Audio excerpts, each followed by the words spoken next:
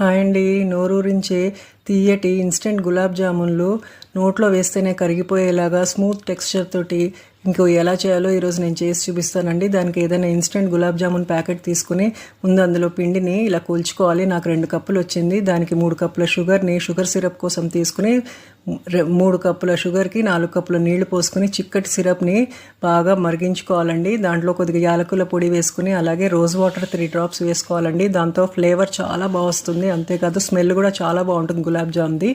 అలాగే ఈ పిండిని ఇప్పుడు కొద్దిగా వాటర్ పోసుకుంటూ లైట్గా ప్రెస్ చేయకుండా ఇలా పిండిని తడుపుకుంటే మనకి ఎయిర్ గ్యాప్స్ తోటి పిండి చూసారా ఎంత బాగా వచ్చిందో. దీన్ని చిన్న చిన్న బాల్స్గా క్రాక్స్ లేకుండా రౌండ్గా తయారు చేసుకుని అన్నిటినీ మనం కాగిన నూనెలో ఇలా వేయించుకోవాలండి, గోల్డెన్ బ్రౌన్ వచ్చేలాగా. అంతేనండి.